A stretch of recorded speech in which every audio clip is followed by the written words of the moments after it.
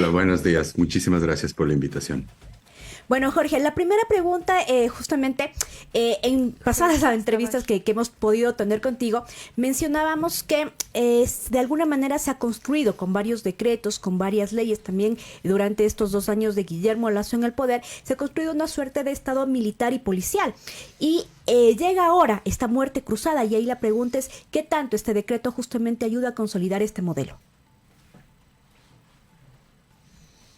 Bueno, pues me parecería que más bien es una extensión, que básicamente hasta ahora lo que hemos escuchado son precisamente discursos políticos electorales muy con el mismo núcleo de sentido que es básicamente la mano dura, ¿no es cierto? El problema, hay una crisis de inseguridad, el país atraviesa una crisis de inseguridad y lo que necesitamos son políticas de mano dura. Y tenemos tres presentaciones de esas políticas de mano dura, ¿no es cierto? Un contratista militar más cercano a la seguridad privada, tenemos un partido que es la ruptura de los 25 con una política mucho más cercana a lo de bueno, que ahora tiene otro nombre que no me acuerdo cuál es, pero mucho más cercana a Carrillo, al exministro Carrillo, que es básicamente una policía gigantesca, una policía y unos ciudadanos dóciles, que cualquier cosa que no esté enmarcada en lo que la policía considera que es un comportamiento adecuado es vandalismo, es terrorismo o caen en sospechas de narcotráfico y tenemos el otro candidato que parecería que es el candidato del gobierno actual. Entonces, lo que vemos es básicamente una extensión a la muerte cruzada, ha abierto el espacio electoral con esos discursos. Todavía no escuchamos claramente qué nos dicen las izquierdas y cuál va a ser el debate de las izquierdas, y eso es algo que creo que debemos conversar, porque el problema de las izquierdas es que podemos caer en el punitivismo progresista, que ya lo hemos hecho, y el segundo es también caer en la mano dura light, que son todas estas ideas de policía comunitaria, de policía de cercanías, que lo único que hacen es convertir al ciudadano en un policía más. Jorge, para entender un poquito más y ir así como desmenuzando lo que acabas de decir, ¿qué significaría esto del punitivismo progresista, digamos? O sea, una de las cosas, nosotros hicimos un estudio, hicimos una plataforma que se llama Etnodata, porque el Ecuador tenía las tasas de homicidio más bajas de la región. Y una de las cosas que hicimos en ¿Hasta la qué año plataforma tenía fue la más baja? hasta cuando empezó la crisis, digamos, era 2017, en 2017 empieza la curva a moverse, y 2018, 2019 ya sube, ¿verdad? Ok. Que es cuando se le entrega a la policía a las cárceles, y ahí podemos tener un debate de cuáles son las razones. Pero una de las cosas que descubre Etnodata, y este es un trabajo que lo hizo Sofía Carpio, que es una econometrista, es que realmente la mejor política de seguridad para bajar homicidios no fue construir estaciones de policía. No fue eso, porque realmente no incrementaban la seguridad. Y lo que incrementaba la seguridad eran otras infraestructuras que se estaban construyendo todo el tiempo. Entonces, la mejor política de seguridad es este otro tipo de intervenciones del Estado, en donde lo que está dando es un ambiente de convivencia más amable y más igualitario. Sin embargo, si uno ve las decisiones del sector seguridad, también en el gobierno de Correa, fueron muy malas. La reforma penitenciaria fue una equivocación, fue un error. Se construyeron 3 megacárceles que a la final construyeron ciertas condiciones de posibilidad. La crisis carcelaria es responsabilidad de Moreno. Eso es cierto. Él desmanteló el Ministerio de Justicia y etcétera.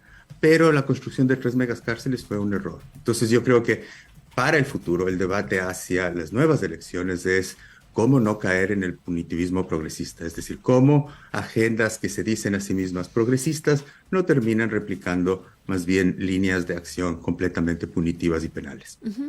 Jorge, en campaña, digamos, ya con la muerte cruzada se viene un momento de pensar en la campaña y quién va a ser el nuevo presidente o la nueva presidenta de Ecuador, ¿no? Y han salido ya varios candidatos y se está, digamos, ya colocando en la campaña, digamos, temas de interés de las personas. Y varias encuestas han dicho que uno de los principales temas es la inseguridad. Y la inseguridad está anclada a un sentimiento que es el miedo. Digamos, es el miedo a que te maten, es el miedo a que te secuestren, es el miedo a que, no sé, te roben, a que a que le pase algo a tu familia, a que te pase algo a ti. Y ese miedo se ha vuelto ya un discurso que está posicionado por varios de los candidatos, en este momento principalmente de la derecha, pero también es uno de los discursos que ha estado presente en partidos de izquierda, como la Revolución Ciudadana, por ejemplo, en la Asamblea, para hacer reformas a la ley de seguridad. Entonces ya se puso el miedo como uno de los dispositivos, digamos, para provocar el tema de, bueno, yo te doy una solución, ¿no? Entonces, ustedes, digamos, desde los estudios que han hecho, y tú también, digamos, desde la antropología, ¿cómo miras el efecto que puede tener esta situación, digamos? O sea, ¿cómo se puede colocar el miedo para posicionar como solución medidas totalmente autoritarias y que pueden violar los derechos humanos? Yo creo que es una excelente forma de empezar justamente el debate de la seguridad en las izquierdas. Y la socióloga Jackie Orr tiene un fabuloso libro que se llama Los diarios del pánico. Y ella lo que estudia ahí es la manipulación del pánico como herramienta militar durante la Guerra Fría, para explicar, por ejemplo, cómo se usó el miedo y el discurso del terrorismo, que son cosas que nos competen conversar ahora, después de los ataques terroristas del 11 de septiembre. Y entonces lo que ella hace es precisamente una historia de quiénes participaron ahí. Y entonces ahí nos cuenta, por ejemplo, cómo uno de los fundadores de la sociología norteamericana, como Talcott Parsons, participó del movimiento cibernético, en donde el pánico era usado como forma de control de la población. Y eso después, ella está analizando el momento en el 2004, en donde Condoleezza Rice, que era la asesora de seguridad, habló con los medios de comunicación, ¿no es cierto?, para que no pasen ciertos videos de Osama Bin Laden, porque decían que estaban mandando mensajes, y fue la primera vez que hubo un acuerdo entre los gobiernos y estos medios de comunicación. Entonces, esto para decirles que ahí están los elementos que debemos analizar. Uno, la fábrica del miedo son los medios de comunicación. Y también la academia es muy importante ahí. La academia ha cumplido un rol sobre todo en crear la idea de percepción de seguridad. Y con esto quiero aclarar algo. La ciudadanía tiene todo el derecho, y yo no me imagino que viviendo en Ecuador alguien no tenga miedo. El miedo es real, no solo es un discurso. Que la ciudadanía esté con miedo y que debamos hacer algo a propósito de eso es completamente, está claro. Pero de ahí lo que tenemos son las campañas por un Ecuador sin miedo, en donde el miedo se convierte, y la parte psicológica, el mundo interno de las personas, se convierte en el teatro de la política. Recuerden que Ecuador en este momento es un país sin asamblea, sin la institución más importante de las democracias liberales representativas. Entonces, el terreno de la política, y eso es lo preocupante, el terreno en donde se disputan los sentidos políticos es la psicología de masas. Y es por eso que tenemos este tipo de personajes que lo que están apelando es, con distintas recetas, que al final es la misma, a cómo combatir el miedo. Pero el miedo, sí, el miedo es básicamente en este momento. Yo justo veía un programa matinal de las mañanas de un canal de televisión en el Ecuador, en donde es el nombre del programa y se dice Tu espacio seguro. Ustedes lo que vamos a empezar a ver es que todo el tiempo el miedo, recuerden, no solo es una política, no solo es un discurso, no solo es una emoción hecho cuerpo, también es un negocio. Por supuesto. Estas son todas las aristas que debemos ver. ¿Es un negocio vinculado a qué? ¿A qué negocios? O sea, primero es un negocio. Bueno, el último ejemplo que tenemos son las campañas electorales, ¿no es cierto? Las campañas electorales, por ejemplo, en Estados Unidos, cuando ganó Trump, fundamentalmente usaron todos estos dispositivos del miedo y el terror. Se hablaba de la migración, se hablaba de que hay una gran invasión, y algo que la nueva teoría, digamos, la antropología de los media ha logrado mostrar es que el miedo es una emoción y se hace cuerpo, pero también el miedo opera en un registro que es anterior al lenguaje. Es algo que sentimos antes de poder explicarlo. Y entonces es el terreno en donde se ha llamado la posverdad o las fake news, que básicamente no importa el contenido de las oraciones. Lo que importa es que esas oraciones tienen en términos de forma, una manera de producir miedo. Canales de televisión como Ecuavisa y Teleamazonas son verdaderas fábricas de producción del miedo en este momento. Ustedes vean los noticieros. Básicamente uno termina de ver el noticiero y lo que han hecho es inducirte un ataque de pánico. Claro. Pensar que, digamos, todo el momento puedes estar enfrentándote a la delincuencia, al robo, al secuestro y a varias otras cosas más. Y claro, ¿cuál sería entonces, Jorge, digamos, desde una mirada alternativa, o sea, digamos, desde una mirada distinta, que todavía, como tú mismo lo decías, todavía no se ha puesto una alternativa porque desde la derecha autoritaria, pues ya está la solución que es, digamos, más armas a civiles, un personaje como Jan Topic, digamos, que combatió una guerra con traje militar, con barba, digamos, como con esta mirada de ser también un combatiente, digamos, y todo este discurso como del que te va a dar la solución porque tiene eso, pero claro, todas las otras cosas de violaciones a derechos pues están ocultos, ¿no? Entonces, hay esa solución que te está dando la derecha autoritaria, ¿no? Esa es la mirada que te está dando, pues más armas y más y mano dura, ¿no? Como tú mismo lo dices. Y desde la izquierda, ¿cuál sería, digamos, o cuál sería desde otro lugar la alternativa a estos discursos que se podrían canalizar como solución? Sí. Y me parece excelente la pregunta. Recordemos, el discurso del miedo y las prácticas del miedo y generar ataques de pánico en la gente tiene la función de producir ciudadanos dóciles, ¿no es cierto? Que sean dóciles al autoritarismo. Entonces, esa es la función. Esto no quiere decir que la ciudadanía en el Ecuador no sienta miedo. Yo todos los días que converso con mi madre o con mi hermana o con mis familiares, tienen miedo y es completamente legítimo. Pero lo que nos evita conversar la discusión del miedo es cuáles son los problemas que han generado esta inseguridad. Y los problemas es la intervención de la Embajada Americana en la política del Ecuador a través de la guerra contra las drogas y seguir insistiendo y escalar esto ahora a la guerra contra el terrorismo, que es el esquema después del 11 de septiembre, que es un esquema de seguridad global. O sea, cuando uno va a los documentos de la época, lo que va a ver eso. Lo segundo es el problema que tenemos. Las élites ecuatorianas están completamente articuladas a las organizaciones narcotraficantes.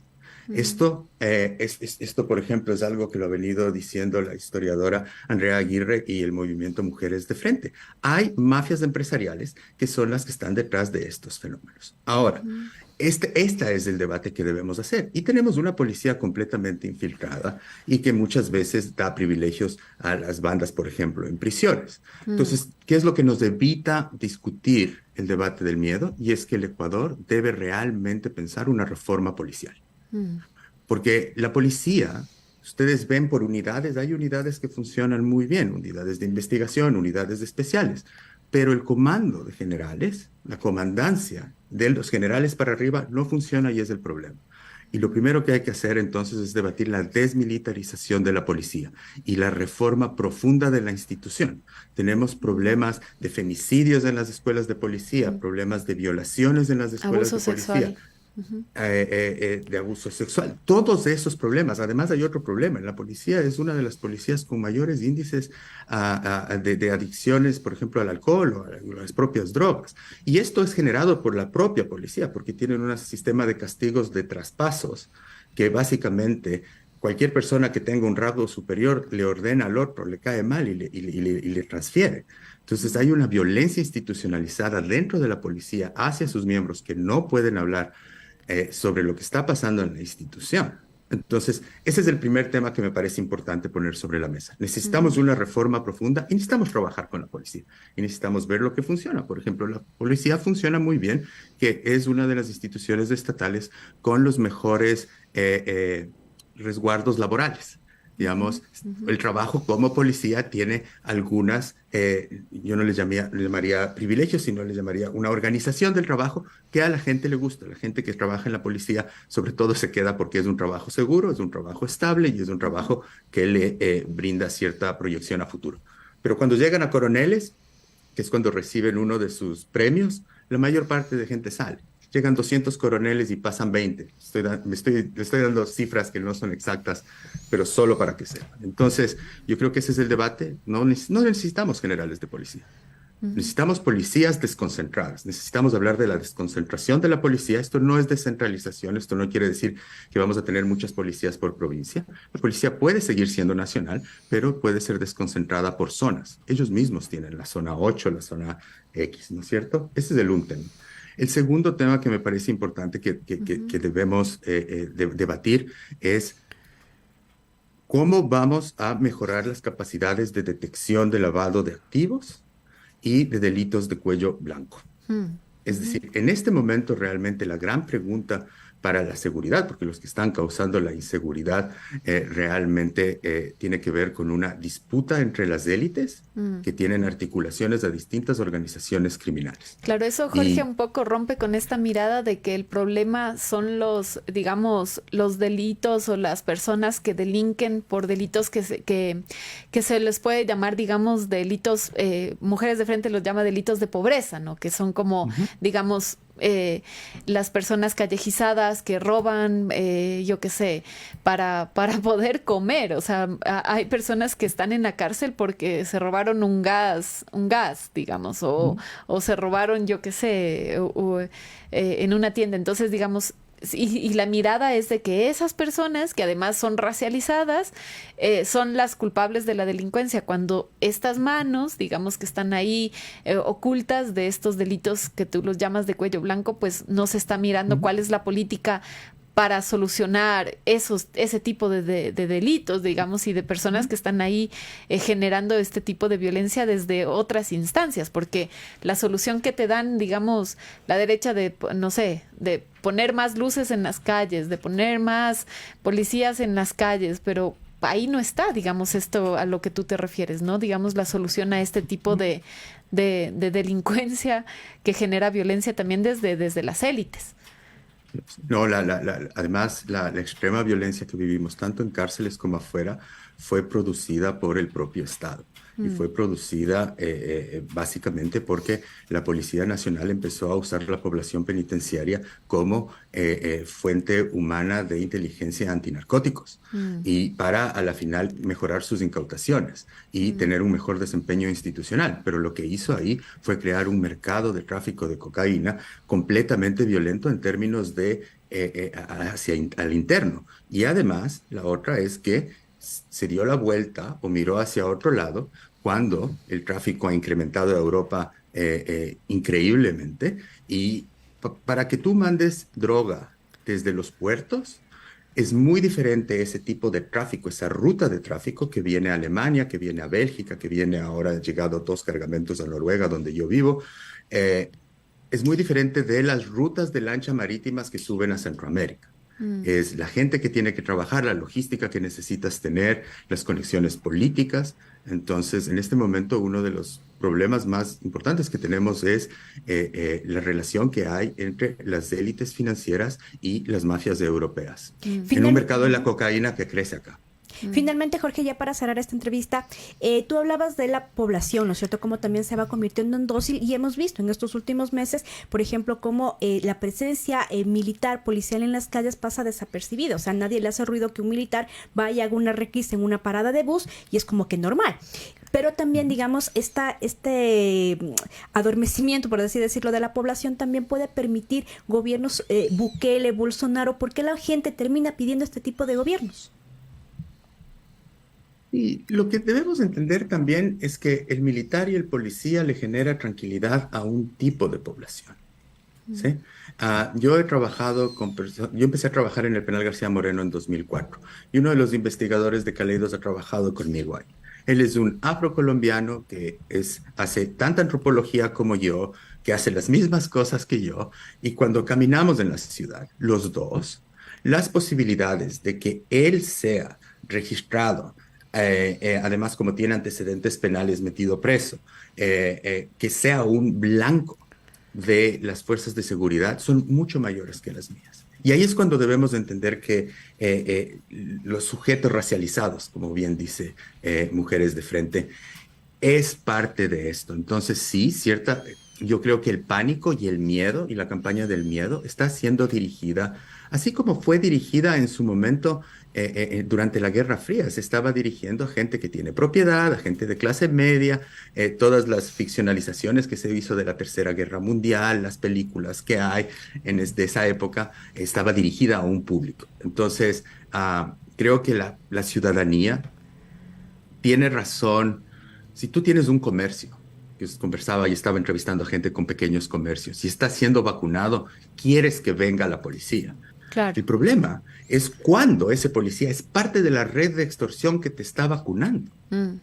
Y ese es el problema Entonces, no estamos solucionando poniendo más policías ahí. Lo que debemos ver es las conexiones entre lo estatal y lo criminal y cómo las soberanías estatales y las soberanías criminales tienen los mismos actores en una zona gris clandestina en donde hay acuerdos entre las fuerzas públicas y el crimen organizado. Muchísimas gracias, Jorge, por esta conversación. Es súper apasionante, digamos, porque implica muchas cosas y como tú mismo lo dijiste, ¿no? El papel de los medios de comunicación es fundamental en generar esto o en romper y fracturar, digamos, estos discursos. Antes de que te vayas, Jorge, solo hay una pregunta desde las redes sociales de Sofía Rodríguez. Nos dice que nombraste los diarios del pánico y que cuál es la autora, que no te alcanzó a escuchar bien. Jackie, Jackei, Orr, O-R-R. O-R-R. Es un libro fantástico. Es una socióloga feminista de estudios de ciencia y tecnología. Una de mis preferidas. Hay entonces una recomendación de lectura. Muchísimas gracias, Jorge. Como siempre, un gusto tenerla en el espacio. Muchas gracias, Un abrazo, Jorge, chao. por